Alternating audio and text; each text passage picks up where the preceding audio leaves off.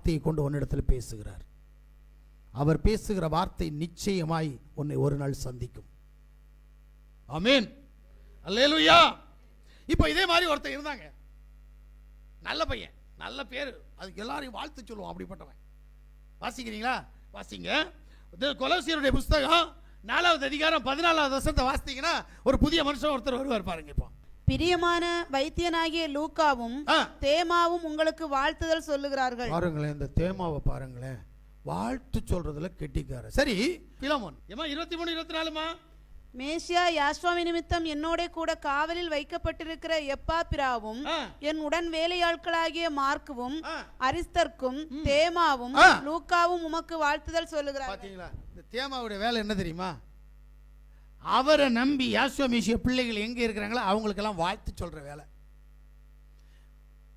இவன் அப்போஸ்தலர்களுக்கு கூட 2ஆம் கட்ட ஊழியக்காரனா இருந்தான். இவனுக்கு ஒரு ஆசை வந்துச்சு. என்ன ஆசை? 2 தீமோத்தேயு 4:10 வாசித்தா உங்களுக்கு புரியும். சின்ன ஆசை. ஏனென்றால் தேமா இப்பிரபஞ்சத்தின் மேல் ஆசை வைத்து, பாத்தீங்க, எங்க எங்க எங்க வச்சா? இப்பிரபஞ்சத்தின் மேல் ஆசை வைத்து என்னை விட்டு பிரிந்து, ஆமென், தெசலோனிக்கா பட்டணத்துக்கு போய்விட்டான். பிரிஞ்சு போயிட்டான். பாத்தீங்களா? சரி, வேதத்தை முழுசா வாசித்து பாருங்க. இவன் அதுக்கப்புறம் எங்கேயாவது வந்தானு பாப்போமா? ஒரு இடம் வரல. உலகமும் அதன் ஆசை இச்சைகளும் உன்னுடைய சுயநலமும் உன்னை வஞ்சிக்கிற போது என்னதான் யாசுவா யாசுவான்னு கத்திட்டு இருந்தாலும் அவருடைய சமூகத்தை விட்டு தூரம் போயிருவேன். சொற்ப மதியினம் தேவ சமூகத்தை விட்டு உன்னை தூரப்படுத்தும். ஊழியக்காரன் இவன். உன்னை விடவும் என்னை விடவும் பிரசித்தி பெற்றவன், யாவாகிய யாசுவா மேசியாவை அறிந்தவன், ஊழியத்திற்காக தன்னை வேறுதிரித்துக் கொண்டு ஊழிய பாதையில் திரிந்தவன், பவுலுக்கு உடன் ஊழியக்காரனாக இருந்தவன். இவனுடைய கெதி என்ன தெரியுமா? இப்பிரபஞ்சத்தின் மேல் ஆசை வச்சான். சின்ன தப்பு தானே, இதுல என்ன இருக்குங்க? இப்படிதான் இன்னைக்கு எல்லாரும் நினைச்சுக்கிட்டு இருக்காங்க. சின்ன தப்பு தானே. இறுதியா பாத்தீங்கன்னா லூசிபர் சின்ன தப்பு தானே பண்ணா. நம்மளெல்லாம் இன்னைக்கு வஞ்சிக்க நினைக்கிறான்ல, நம்ம வீட்டுக்கெல்லாம் சமாதானம் கொடுக்காம இருக்கிறான்ல, நமக்கு பிரச்சனைகளை கொடுக்கிறான்ல, அவன் யாரு? லூசிபர். இவன் யாரு? விடிவெள்ளியின் மகன். ஆமென். பைபிள் அப்படித்தான் சொல்லுது. ஏசாயாவுடைய புஸ்தகம் 14வது அதிகாரம் 12லிருந்து 17 வரைக்கும் வாசித்தீங்கன்னா அவன் விடிவெள்ளியின் மகன். யார்? யாசுவா மேசியாவுடைய யாவுடைய புத்திரன். இவனுக்கு சின்ன ஒரு ஆசை வந்துச்சு, வேற ஒண்ணும் இல்லை. ஒரு நாள் அந்த சேர்ல நம்ம உட்கார்ந்து பார்க்கலாமே. ஆசை தானே. ஆசை இல்லாத மனுஷன் உண்டா? ஆனா வேதம் சொல்லுது ஆசை இருக்கணும், ஆனா ஆசை துன்பத்திற்கு காரணமா இருக்கக்கூடாது. அப்படிதான் ஒரு மகன் சொன்னார், ஆசையே துன்பத்திற்கு காரணம், ஆசையை ஒழித்தால் மனுஷன் துன்பம் இல்லாமல் வாழலாம் சொன்னார்ல. இன்னைக்கு நம்ம எல்லாரும் அப்படித்தானே இருக்கிறோமா? இல்லையே. ஆசையினால துன்பம் வரக்கூடாது. பணம் வேணுன்ற ஆசையினால உறவுகளை மறக்கக்கூடாது, பந்தங்களை மறக்கக்கூடாது. பழிய தூக்கி அடுத்தவங்க மேல போட்டுடலாம், ஈஸி. நான் போட்டுருவேன் ஈஸியா, ஏஞ்சல் மேல பழிய தூக்கி போட்டுடலாம். ஆனா உண்மை என்னன்னு எனக்கு தெரியும். எனக்கு பணம் தேவை, அதனால நான் இவன் மேல பழி போடுறேன். எனக்கு இந்த உலகத்தில் ஏதோ ஒன்று தேவை ஆனபடினால் இவள் மேல் நான் பழி போடுறேன். இதான். அப்படி இல்லை. தயவு செய்து ஒன்றை சொல்றேன், நீ எதை இழந்தாலும் யாவுடைய பாசத்தை இழந்துராத, யாவுடைய அன்பை இழந்துராத, யாவுடைய அபிஷேகத்தை இழந்துராத, யாவுடைய நல்லுறவை இழந்துராத. அவர் உனக்காக தியாகப்பட்டார், அடிபட்டார், ரத்தம் சிந்தினார், மரித்தார். அவர் என்னப்பா செஞ்சாருங்க? உண்மை சொல்றேன். சவுக்குல இந்த பாதாள தோண்டின்னு ஒன்று உண்டு, தெரியுமா உங்களுக்கு? கேள்விப்பட்டிருக்கீங்களா? பாதாள தோண்டி. ரைட். அது என்ன செய்யும்னா இப்படி இருக்கும் வளைஞ்சு, அந்த வளைவில் ஒரு கொண்டி அங்கே உள்ள இழுத்துட்டு இருக்கும். எதுக்கு? கயர் போய் மாட்டிக்கிச்சுன்னா அது என்ன செய்யக்கூடாதுன்னா எடுத்தா விழுந்துடக்கூடாது அப்படின்றதுக்காக. இந்த மாதிரி தான் சாட்டையில் போட்டிருந்துருக்கிறாங்க. கொஞ்ச நாளில் நான் முள்முடியை பற்றி தலையில் அவர் ராஜா அவருக்கு கிரீடம் வைக்கணும்னு சொல்லிட்டு கொண்டு போய் வச்சாருங்களே, அது என்ன அப்படின்னு சரித்திரத்தை கொஞ்சம் புரட்டி பார்த்தேன். அப்போ சரித்திரம் சொல்லுது 1.5 இன்ச்சு நீளம் உள்ள முள்ளு கிரீடமாய் தலையில் வைத்து கம்பு கொண்டு அடித்து உள்ள ஏற்றின போது அவருடைய சிரசில் குத்திச்சான். ஏன்னா இந்த பாட்டு பாடினவங்கெல்லாம் 5 காயம் ஏற்ற நேசரே அப்படின்னு பாடுவானுங்க.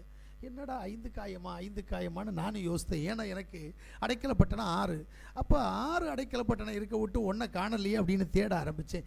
அப்போ தான் அவர் சொல்லி தந்தார் எனக்கு, டேய் சிரசில் அநேக அடைக்கலப்பட்டனம் உண்டு. அவருடைய முதுகெல்லாம் கிழிஞ்சு, அவருடைய வயிறு நெஞ்சு எல்லாமே கிழிஞ்சு தொங்கிடுச்சு பார்த்தீங்களா, அது எல்லாமே அடைக்கலப்பட்டனம் தான். ஆனால் வித்தியாசமான அடைக்கலப்பட்டனம் 6 அப்படின்றத புரியும்படி என் தேவன் எனக்கு செஞ்சார். இதான் உண்மைங்க. நம்ம இதெல்லாம் யோசிக்கிறது இல்லை. நம்ம வாழ்க்கையில் நல்லது தீமைன்னு எதையும் யோசித்து பிசாசுக்கு கூட உட்கார்ந்து அவங்க கூட விளையாடி கழிப்பாரோடு கழித்து சிரிப்பாரோடு சிரித்து அழுவாரோடு அழுது இன்னைக்கு வாழ்க்கையை நடத்திக்கிட்டு இருக்கிறோம். இதெல்லாம் வாழ்க்கை.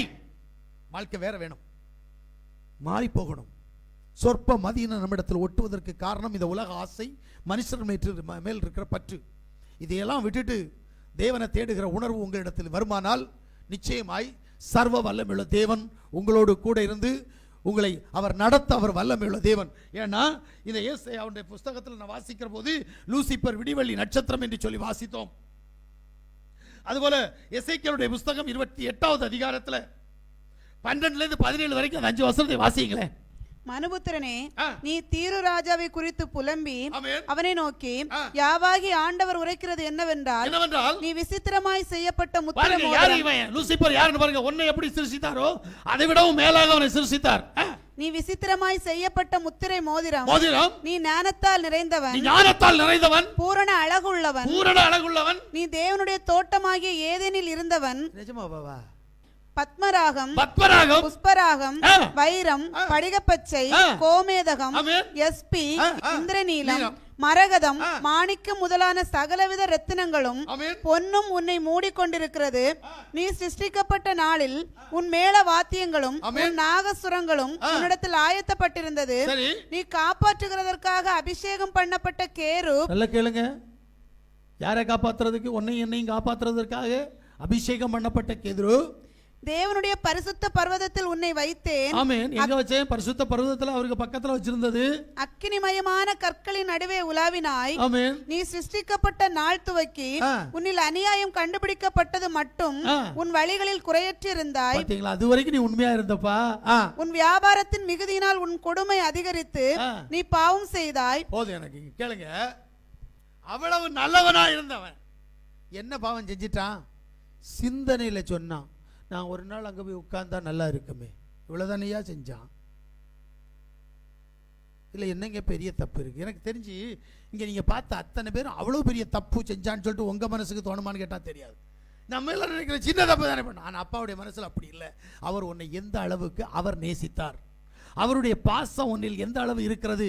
தன்னையே தியாகமாக உனக்கு ஒப்பு கொடுத்த போது கூட நீ அவரை உணராமல் அவருக்கு விரோதமாய் சின்ன தப்பு என்று சொல்லி ஏதோ ஒன்றை செய்து தேவ சமூகத்தை விட்டு தூரம் போகிறாய் அல்லவா?